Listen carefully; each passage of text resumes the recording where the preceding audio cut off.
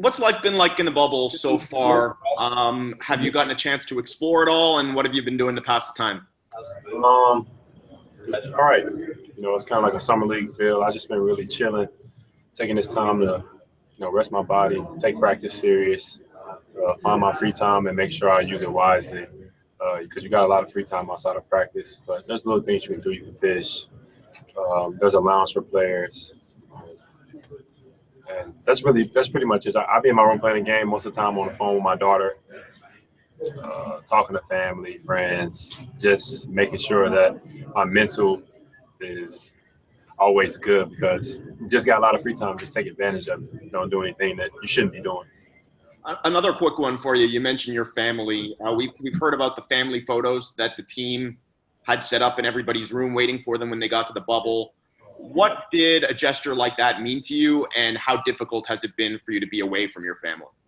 Oh, that was huge. Just walking into my room, knowing that this is where I have to be for the next few months, but walking in and seeing, my mom, my dad, my sisters, my daughter, my girl. It was everything that it just made me at ease. It made everything a lot easier just knowing that in the form the Raptors put them in the room with me. It was great for me because it helped me out a lot.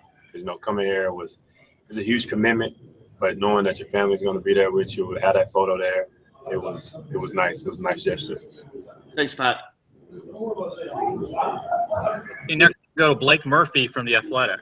What's up, Patrick? How you doing, my man?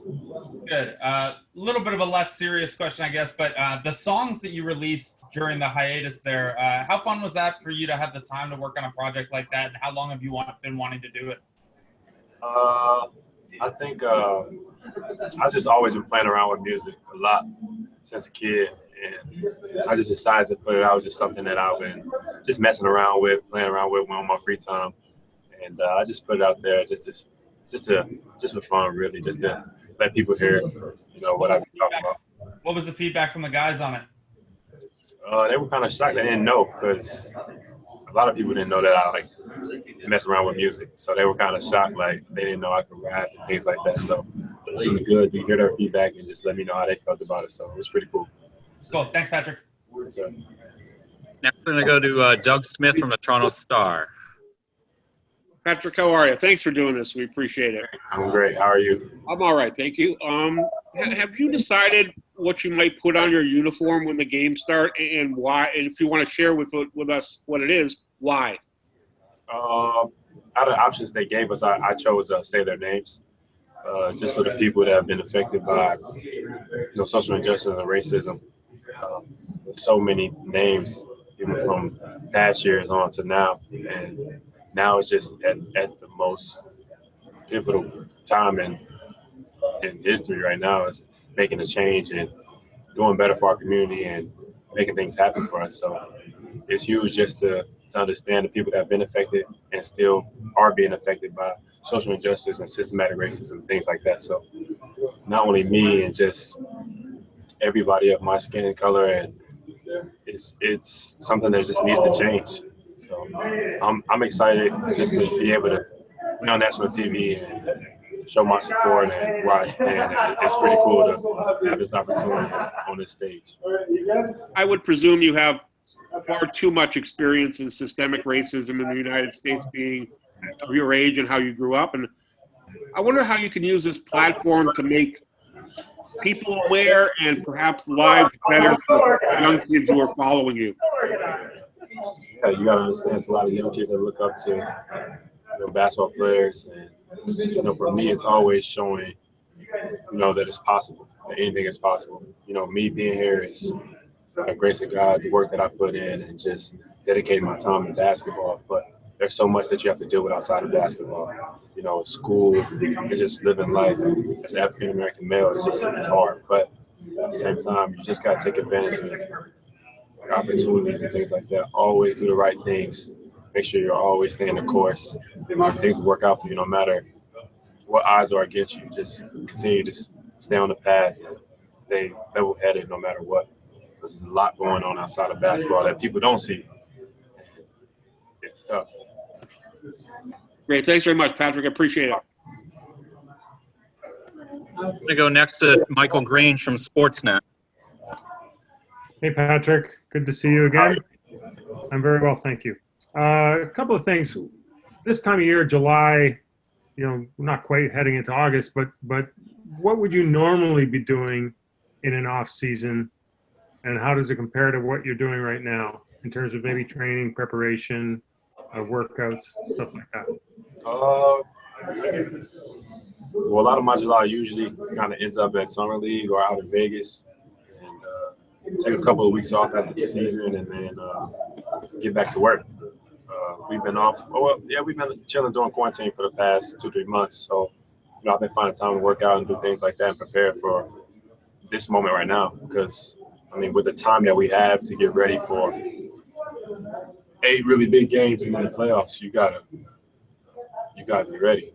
It's a totally different dynamic of basketball, and just being prepared and knowing what's ahead and being mentally ready and physically ready for this 8-game stretch in the playoffs. It's going to be tough. So my July usually is a couple weeks off, and I'm right back to it working. So this is about right. Do you have a trainer that you work with, or do you generally just work out with Raptors staff? Usually, if I'm in Vegas, I'm probably with Mccaw, Carlton, Grant, or I'm at school at UNLV in my alma mater. It just depends on where I'm at. If I'm back home in St. Louis, I'm with my dad working out. So it just all depends on where I'm located during the summer and if I'm moving around or not. And when you look at the Raptors roster, it's obviously very, very deep. Is there a sense of competition among the guys outside the top 6 or 7 in the rotation for, as you're getting prepared, like to try and, put yourself higher into the rotation, or is it just be ready and contribute any way they want? Yeah, practices have been super, super competitive. A lot of trash talk, a lot of guys going at it, just pushing each other. Because, we've been away from each other for 2-3 months, so guys are excited to see each other, but also excited to play. So that energy that brings to practice is super intense, and it's fun because you're competing against the guys that you're going to go to war with. So just to push them and compete, and it's fun, man. It's been a couple weeks of great fun. It's been good basketball. Great. Thanks, Patrick. Take care, man. No problem. Going to go to Eric Kareen of The Athletic. Hey, Patrick, thanks so much for taking the time today. I really appreciate it. When you first saw new Marc Gasol, what was your reaction? Man, I was shocked seeing him. I was like, sheesh. I couldn't really recognize him because he had a new little haircut. I think he think he my age again now, but he looks great. Moving well, he's moving fast, handling the ball. Just the change that he's made is super drastic. It's good, and I'm excited to see him play. It's gonna be fun. Defending in front of him, what a great communicator he is on the back end and all of that. What do you think that transformation in his body could add to his game and accordingly to your team, obviously? It's going to be huge. I think for him, he just take care of his body, maintain and doing the things he needs to do to stay in shape. And the changes he's made is drastic to show that, not saying that he's old, but the age that he is and how he still wants to continue to get better and make improvements is huge. And it's going to be huge for us because he's healthy. He's in great shape. He looks amazing. It's just going to add another dynamic to our team. And I'm excited to get out there and play with him. Thanks, Pat. Appreciate it. Wow. And last question today is going to go to Aaron Rose from SI.com. Hi, Patrick. Thanks for doing this. I want to go back to your jersey statement. Siakam was talking about how there was a committee on the team to kind of talk about what players were going to wear and if they were going to wear anything. Can you tell us anything about those conversations? How did they go? How did you feel about kind of how things went? Overall as a team, we can discuss a lot of things. There were like 2 or 3 players that were put on the committee with 2 or 3 coaches, and feedback came to us. And the NBA usually, at the end of the day, they choose what's being said or what's being put on the back of the jersey. So as a team, we came together and we had our talks and things like that. But the NBA, at the end of the day, they choose what's being said. So I don't think guys feel any type of way about it. And But it's tough, man. There's a lot going on, and just to talk to my teammates about it and hear where they stand, and to have those kind of conversations are huge. Just not about what's on the back of the jersey, but it's much bigger than that. It's just the conversations about what's going on in our world and just making a change and showing as a team what we want to do and use this platform the right way. So it's great just to have those conversations with the entire team. Did you feel that, the team's so diverse that it was interesting having perspectives from kind of all over the world and such diverse thought that kind of maybe helps the conversation or furthered the conversation on race? It's definitely huge. We got such a diverse team that everybody has their own perspectives of what's going on and what they've seen, what they face, and how they feel. And it's great. Just a melting pot of people who know what's going on and share their thoughts well and talk about what's going on and know that things need to be changed. And this organization is a great place. Canada is very diverse.